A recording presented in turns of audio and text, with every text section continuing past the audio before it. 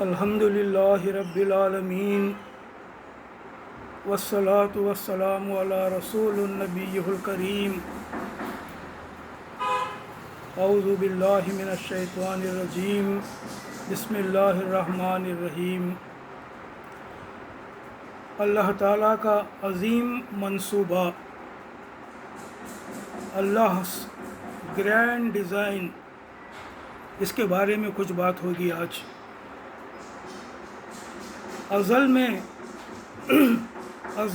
اللہ جل شانہ نے ایک عظیم الشان اسکیم بنائی۔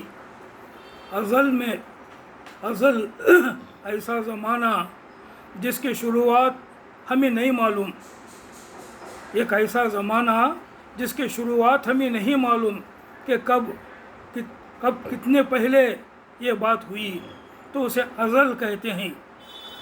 ازل میں اللہ جل شانہ نے ایک عظیم الشان اسکیم بنائی، ایک بہت بڑا منصوبہ بنایا، ایک بڑا پلان بنایا، گرینڈ ڈیزائن جسے ہم کہہ سکتے ہیں۔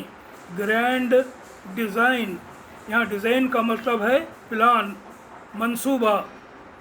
تو ازل میں اللہ جل شانہ نے ایک عظیم الشان اسکیم بنائی کہ ایک ایسی مخلوق پیدا کی جائے جسے اللہ تعالیٰ کی اطاعت اور نافرمانی کے انتخاب کی آزادی ہو۔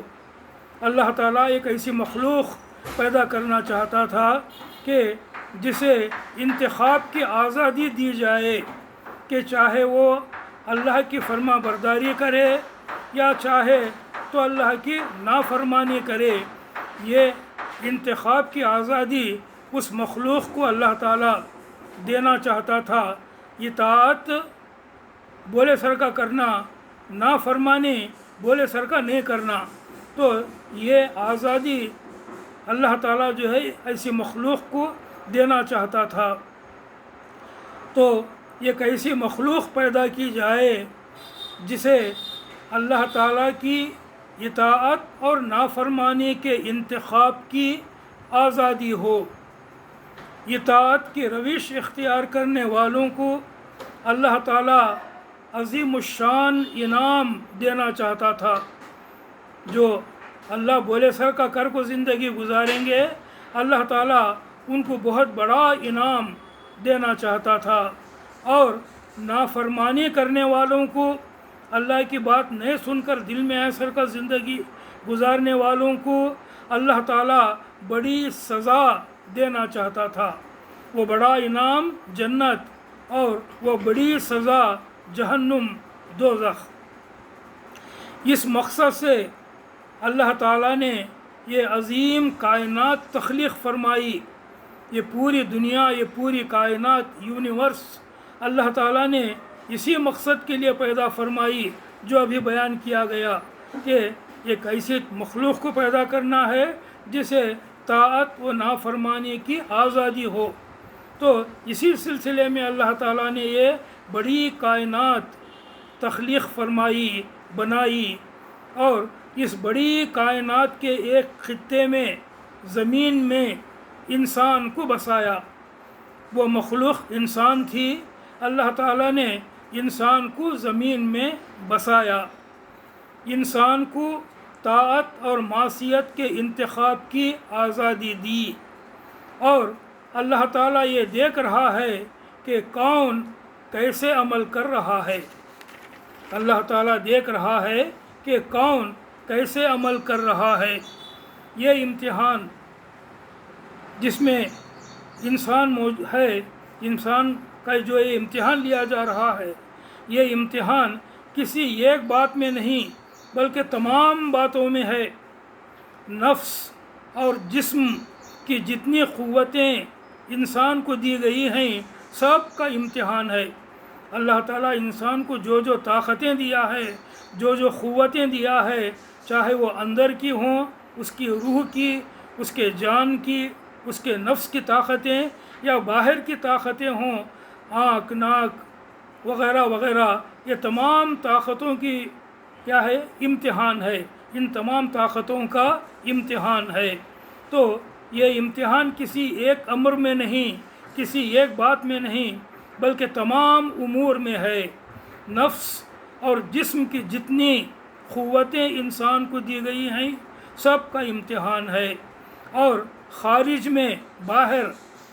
خارج میں جن جن چیزوں پر جس طرح کے اختیارات اسے عطا کیے گئے ہیں انسان کو، ان سب میں بھی امتحان ہے۔ اللہ تعالیٰ اس دنیا کی تمام چیزوں کو انسان کے حوالے کر کے اسے برتنے کی جو طاقت دیا ہے، کیسا برتتا ہے انسان دنیا کو کیسا استعمال کرتا ہے، دنیا کی چیزوں کو کیسے استعمال کرتا ہے، اس بات میں اس کا امتحان ہے انسان کا۔ تو ان سب میں بھی امتحان ہے کہ وہ کس طرح ان پر، یہ باہری دنیا کی چیزوں پر اپنا اختیار استعمال کرتا ہے، کس طرح استعمال کرتا ہے، اس بات کا امتحان ہے۔ جو کچھ انسان کرتا ہے اور جو نہیں کرتا، جو کچھ انسان سوچتا ہے اور جو نہیں سوچتا، ان سب میں انسان کا امتحان ہے۔ پھر سنیے، جو کچھ انسان کرتا ہے اور جو کچھ نہیں کرتا، یعنی وہ کرنا چاہیے تھا مگر انسان نہیں کرتا، اس میں اس کا امتحان ہے۔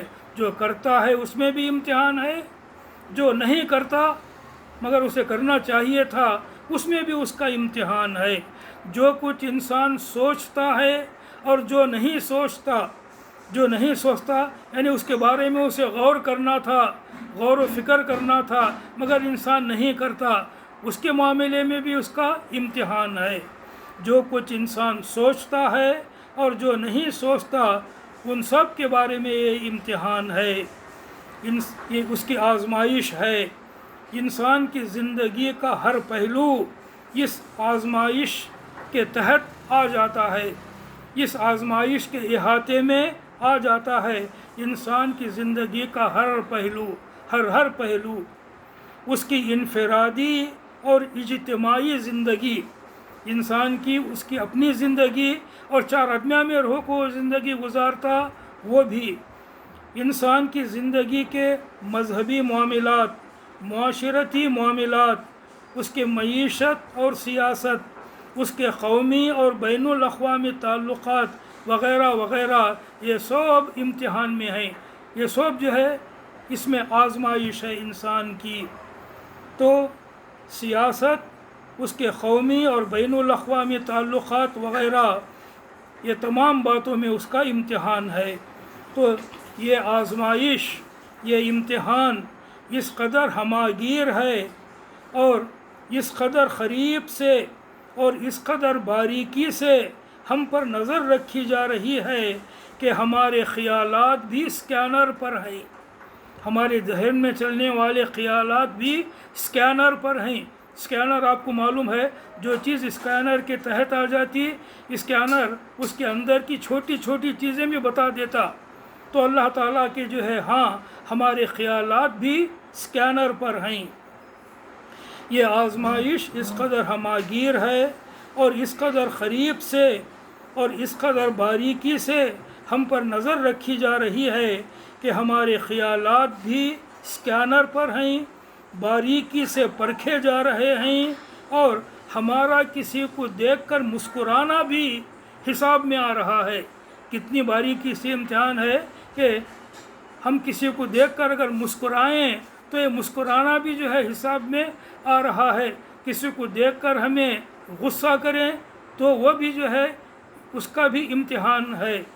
یہ دراصل حضور صلی اللہ علیہ وسلم کی ایک حدیث ہے کہ تمہارا اپنے بھائی کو دیکھ کر مسکرانا بھی صدقہ ہے، ایک نیکی ہے۔ تو اس قدر باریکی سے انسان پر نظر رکھی جا رہی ہے کہ اس کا کسی کو دیکھ کر مسکرانا بھی حساب میں آ رہا ہے۔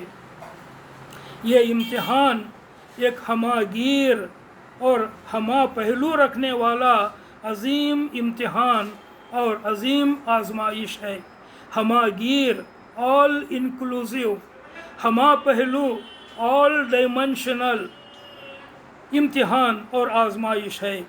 اس لیے اس میں کامیابی کی جزا بھی عظیم ہے۔ امتحان بہت بڑا ہے، اس واسطے جو امتحان میں کامیاب ہوتا اس کا انعام بھی بہت بڑا ہے، جنت۔ اور اس امتحان کی ناکامی کی سزا بھی بڑی سخت ہے، جہنم۔ ایسی جزا اور سزا کے لیے اللہ تعالیٰ نے اس عظیم کائنات کی تخلیق فرمائی ہے۔ اللہ تعالیٰ نے اس عظیم کائنات کی تخلیق اس کام کے لیے فرمائی ہے۔ انسان کے اس مقصد تخلیق کو قرآن میں بڑی تفصیل سے بیان کیا گیا ہے۔ یہ جو میں کہہ رہا ہوں بات امتحان کی اور آزمائش کی، قرآن میں بڑی تفصیل سے اس کو بیان کیا گیا ہے، اور اس امتحان اور اس آزمائش کے مختلف پہلوؤں کو اجاگر کیا گیا ہے، سامنے لایا گیا ہے، تاکہ انسان اچھی طرح جان لے کہ اسے کیوں پیدا کیا گیا ہے، اور کس طرح اس کی آزمائش اور کس طرح اس کا امتحان ہو رہا ہے اور کیوں ہو رہا ہے۔ یہ سب باتیں قرآن میں بیان کی گئی ہیں کہ انسان کو کیوں پیدا کیا گیا، اس کی آزمائش کس طرح ہو رہی ہے اور کیوں ہو رہی ہے، یہ تمام تفصیلات قرآن میں موجود ہیں۔ قرآن مجید میں اللہ تعالیٰ کے اس عظیم منصوبے کی ابتدا بھی بیان کی گئی ہے اور اس کا اختتام بھی بیان کیا گیا ہے۔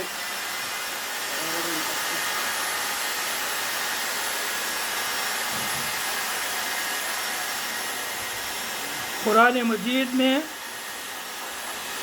اللہ تعالیٰ کی اس عظیم منصوبے کی ابتدا کا بھی بیان ہے، اور اس کا بھی کہ یہ امتحان کس طرح جاری ہے، اور اس کے اختتام کا بھی بیان ہے، اس کے اینڈ کا بھی بیان ہے، بگننگ کا بھی، کنٹینیوینس کا بھی، اور اس کے اینڈ کا بھی بیان ہے۔ قرآن مجید میں اللہ کے اس عظیم منصوبے کو، اللہ تعالیٰ کی اس گرینڈ ڈیزائن کو تقدیر العزیز العلیم کہا گیا ہے۔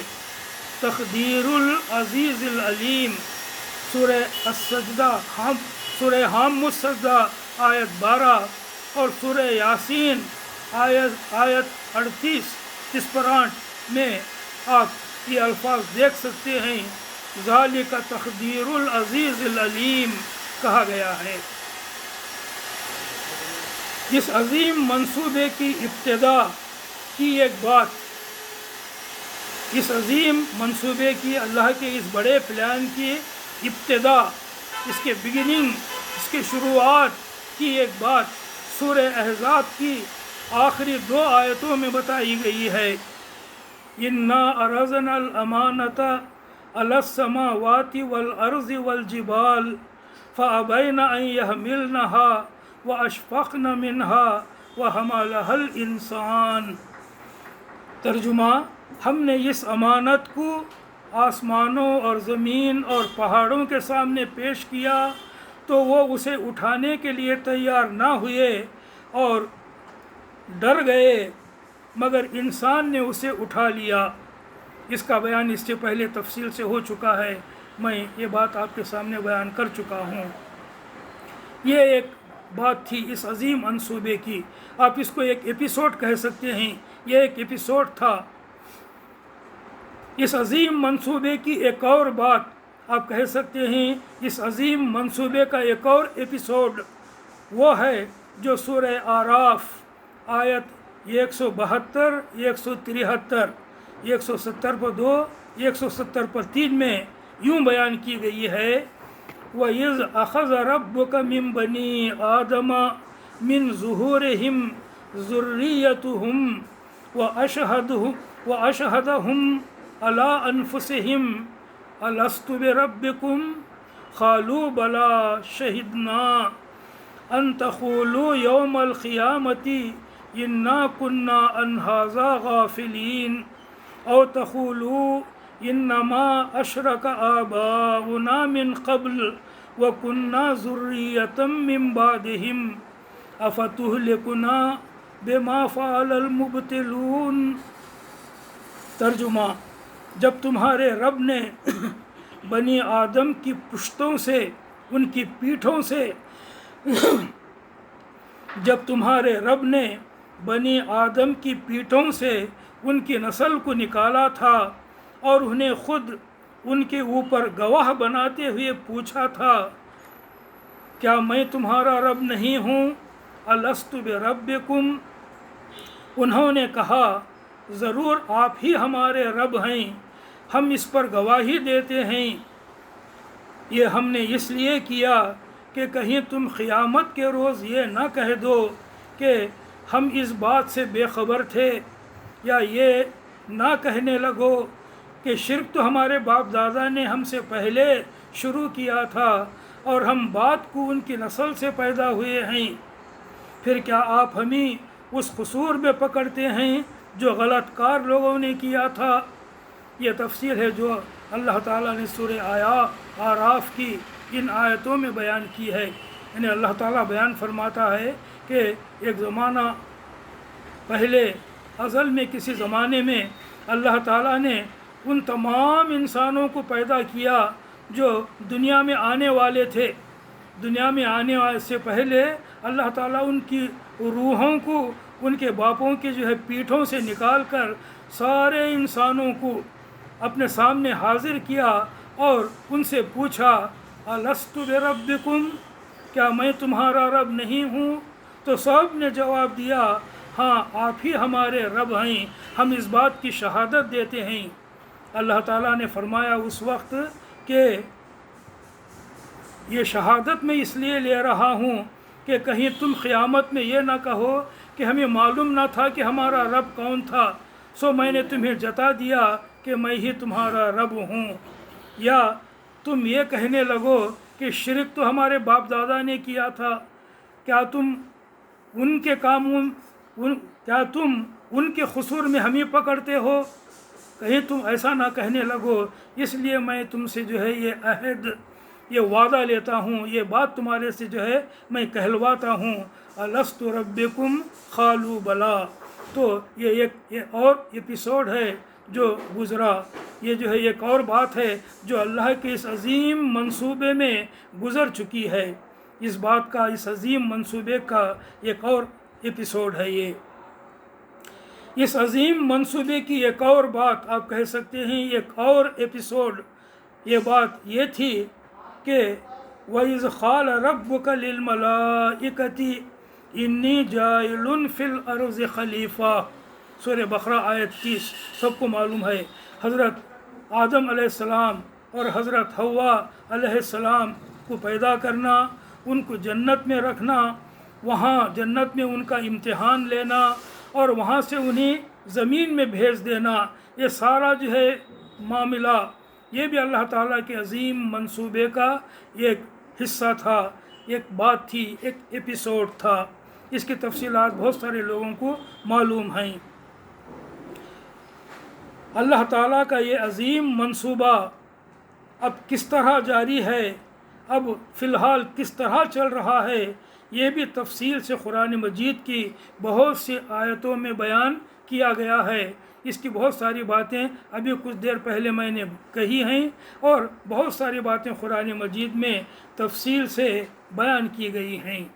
تو اس عظیم منصوبے کی ابتدا کی باتیں بھی ہمیں بتائی گئی ہیں، اب یہ کیسے چل رہا ہے منصوبہ، اس کی تفصیلات بھی ہمیں بتا دی گئی ہیں، اور یہ منصوبہ اللہ تعالیٰ کا یہ عظیم ڈیزائن، اس کا اینڈ کیسے ہونے والا ہے، اس کا حسن اختتام کیا ہے، یہ بھی بتا دیا گیا ہے سورہ زمر آیت 71 سے 75 تک۔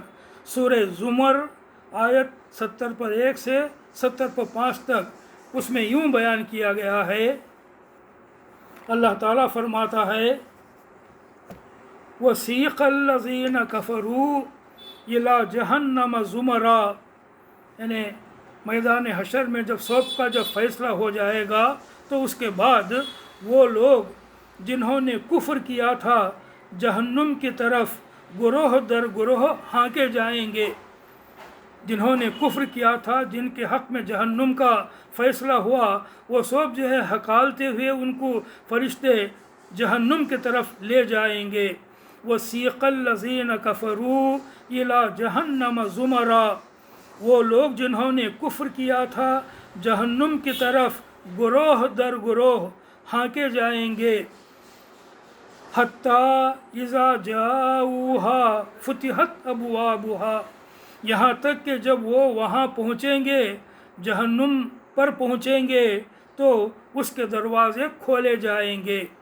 جس طرح قیدیوں کو جب جیل لے جایا جاتا تو جیل کے دروازے ہمیشہ بند رہتے، قیدی جب وہاں پہنچتے ہیں تو ان کو اندر لینے کے لیے دروازے کھول دیے جاتے ہیں۔ وہی معاملہ یہاں جہنم کا بتایا جا رہا ہے کہ جب وہ وہاں پہنچیں گے تو جہنم کے دروازے کھولے جائیں گے۔ وَقَالَ لَهُمْ خَزَنَتُهَا، اور اس کے کارندے جہنم کے اوپر جو فرشتے مقرر ہیں وہ ان سے کہیں گے، پوچھیں گے، أَلَمْ يَأْتِكُمْ رُسُلٌ مِّنْكُمْ يَتْلُونَ عَلَيْكُمْ آيَاتِ رَبِّكُمْ وَيُنذِرُونَكُمْ لِقَاءَ يَوْمِكُمْ هَٰذَا، کیا تمہارے پاس تمہارے اپنے لوگوں میں سے ایسے رسول نہیں آئے تھے جنہوں نے تم کو تمہارے رب کی آیات سنائی ہوں اور تمہیں اس بات سے ڈرایا ہو کہ ایک وقت تمہیں یہ دن بھی دیکھنا ہوگا؟ کیا اللہ کے پیغمبر تمہارے پاس نہیں آئے تھے؟ کیا اللہ کی باتیں، اس کی آیات تمہیں نہیں سنائے تھے؟ کیا اس دن سے نہیں ڈرائے تھے تمہیں؟ فرشتے ان دوزخیوں کو پوچھیں گے تو وہ کہیں گے، قالوا بلا، کیوں نہیں آئے تھے، بتائے تھے۔ قالوا بلا ولکن حقت کلمۃ العذاب علی الکافرین، مگر عذاب کا فیصلہ کافروں پر چپک گیا۔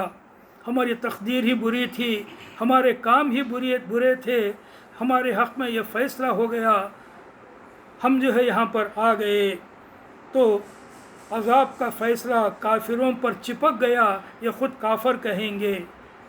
قیل ادخلوا ابواب جہنم خالدین فیہا فبئس مثوی المتکبرین، تو فرشتے کہیں گے داخل ہو جاؤ جہنم کے دروازوں میں، یہاں اب تمہیں ہمیشہ رہنا ہے، بڑا ہی برا ٹھکانہ ہے متکبروں کے لیے، اکڑ دکھانے والوں کے لیے، اللہ رسول کے مقابلے میں اکڑ دکھانے والوں کے لیے یہ جہنم بڑا ہی برا ٹھکانہ ہے، اب جاؤ اندر اس کے اور یہاں پر ہمیشہ تمہیں رہنا ہے، یہ جہنم کے فرشتے ان سے کہیں گے۔ تو وہ لوگ جنہوں نے کفر کیا تھا جہنم کی طرف گروہ در گروہ ہانکے جائیں گے، یہاں تک کہ جب وہ وہاں پہنچیں گے تو اس کے دروازے کھولے جائیں گے اور اس کے کارندے ان سے کہیں گے، کیا تمہارے پاس ہمارے اپنے لوگوں میں سے ایسے رسول نہیں آئے تھے جنہوں نے تم کو ہمارے رب کی آیات سنائی ہوں اور تمہیں اس بات سے ڈرایا ہو کہ ایک وقت تمہیں یہ دن بھی دیکھنا ہوگا؟ وہ جواب دیں گے، ہاں آئے تھے، مگر عذاب کا فیصلہ کافروں پر چپک گیا۔ کہا جائے گا داخل ہو جاؤ جہنم کے دروازوں میں، یہاں اب تمہیں ہمیشہ رہنا ہے، یہ بڑا ہی برا ٹھکانہ ہے متکبروں کے لیے۔ اور اس کے بعد آگے ہے سورہ زمر کی ان آیتوں میں، وَسِيقَ الَّذِينَ اتَّقَوْا رَبَّهُمْ إِلَى الْجَنَّةِ زُمَرًا، اور جو لوگ اپنے رب کی نافرمانی سے ڈرتے تھے انہیں گروہ در گروہ جنت کی طرف لے جایا جائے گا۔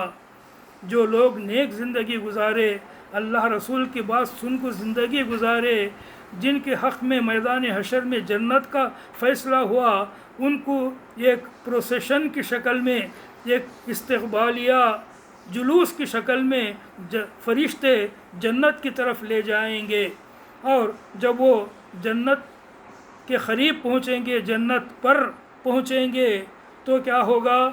وَسِيقَ الَّذِينَ اتَّقَوْا رَبَّهُمْ إِلَى الْجَنَّةِ زُمَرًا حَتَّى إِذَا جَاءُوهَا جب وہ وہاں پہنچیں گے وہ فتحت ابوابہا اور اس کے دروازے کھلے ہوئے ہوں گے. استقبال کے لیے آ رہے ہیں اس واسطے دروازے بند نہیں رہیں گے. جنت کے دروازے ان کو لینے کے لیے، ان کے استقبال کے لیے، ان کو ویلکم کرنے کے لیے پہلے ہی کھلے ہوئے ہوں گے. ان کا انتظار کیا جا رہا ہوگا جنت میں آنے والوں کا، جنتیوں کا.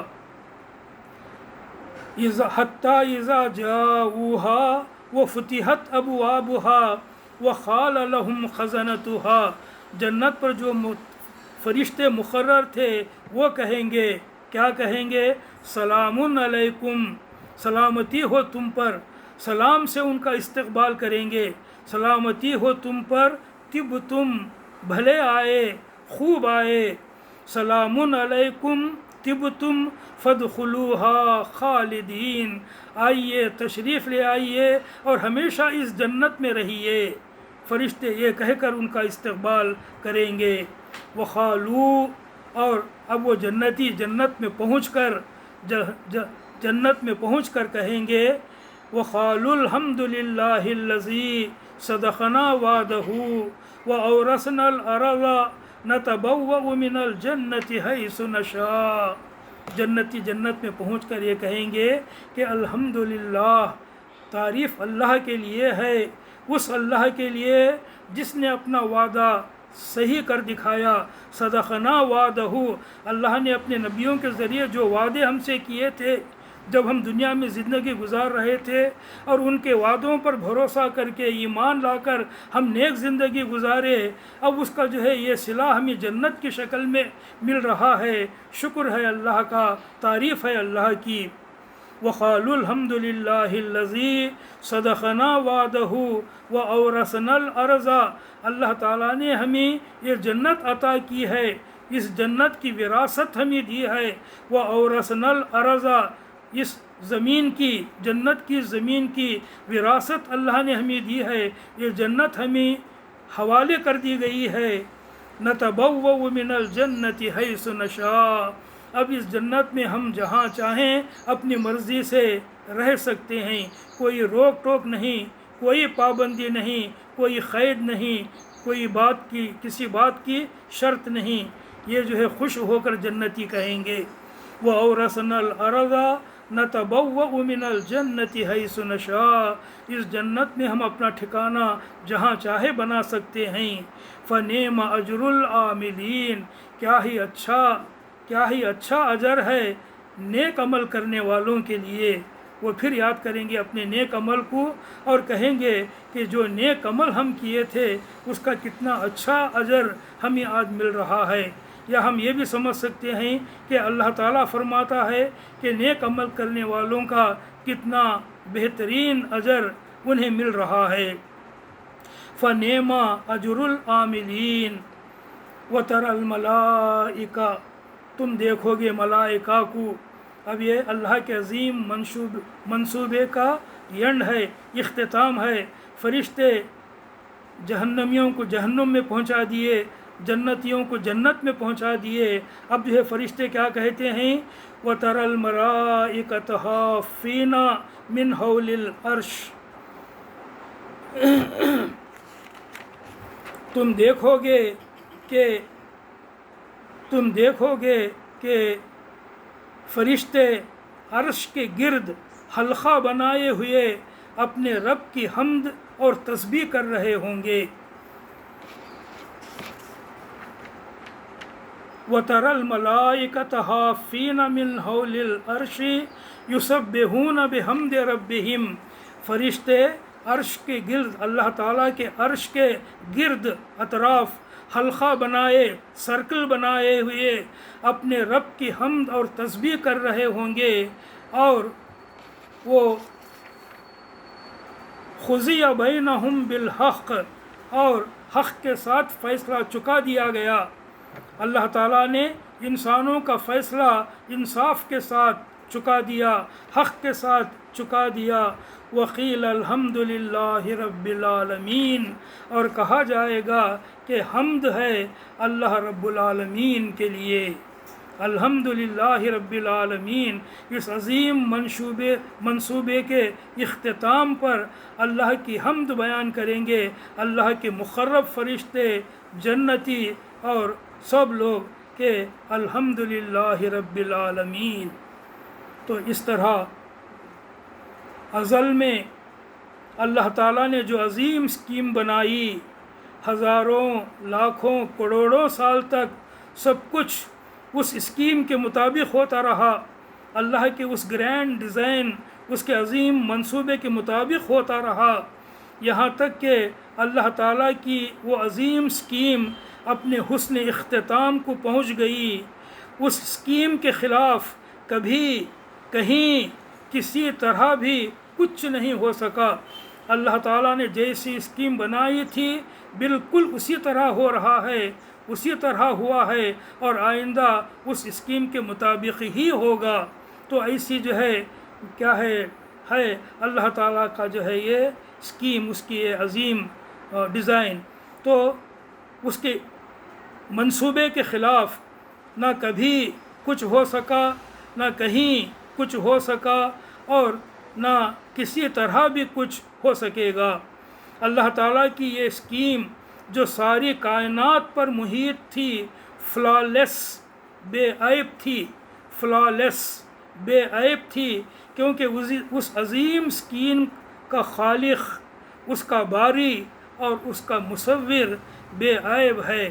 اللہ بے عیب ہے، سبحان ہے، اس کی یہ اسکیم بھی بے عیب ہے، بے عیب تھی اور بے عیب ہے، اور تعریف الحمد اللہ ہی کے لیے ہے۔ والحمدللہ رب العالمین، اور الحمد اللہ ہی کے لیے ہے۔ اسی التسبیح اور الحمد کے ترانے اس عظیم اسکیم کے حسن اختتام پر ملائکہ گاتے پھریں گے، حول العرش، عرش کے اطراف گھومتے ہوئے اللہ تعالیٰ کے حمد اور اس کی سبحان، اس کی تسبیح کے ترانے فرشتے گاتے پھریں گے۔ ہم انسان اس عظیم اسکیم کا ایک جز ہیں، اس عظیم منصوبے کا ایک حصہ ہیں۔ آخر میں یہ بات کہہ کر میں ختم کرنا چاہتا ہوں کہ آج دنیا کی سب سے بڑی گمراہی یہ ہے، آج دنیا کی سب سے بڑی گمراہی یہ ہے کہ لوگ یہ سمجھتے ہیں کہ یہ دنیا خود ہی اور یوں ہی بن گئی ہے، یہ دنیا خود ہی بن گئی اور یوں ہی بن گئی ہے۔ دنیا کے جو ہے زیادہ سے زیادہ لوگ آج ایسا سمجھتے ہیں، یوں ہی بن گئی ہے، یوں ہی چل رہی ہے، یوں ہی ختم ہو جائے گی۔ اس دنیا میں انسان یوں ہی پیدا ہو گیا ہے، یوں ہی اس کی زندگی چل رہی ہے، اور وہ یوں ہی ختم ہو جائے گا، یہ سمجھتا ہے آج کا انسان، یا زیادہ سے زیادہ آج کے انسان۔ آج دنیا میں قرآن ہی ایک ایسی کتاب ہے جو تفصیل سے بتاتی ہے کہ اس دنیا کو کس نے بنایا، کیوں بنایا، اس دنیا میں انسان کو اس نے کیوں پیدا کیا، اور مرنے کے بعد انسان کے ساتھ کیا معاملہ ہونے والا ہے۔ یہ تمام باتیں قرآن میں تفصیل سے بیان کی گئی ہیں۔ دنیا کی کوئی اور کتاب نہیں ہے، دنیا میں آج کوئی اور کتاب نہیں ہے قرآن کے سوا جو ان باتوں کو اس تفصیل سے بیان کرتی ہوں۔ قرآن پر ایمان رکھنے والوں کا فرض ہے کہ وہ قرآن کی اس بات کو جانیں اور دوسروں تک پہنچائیں۔ وآخر دعوانا ان الحمدللہ رب العالمین۔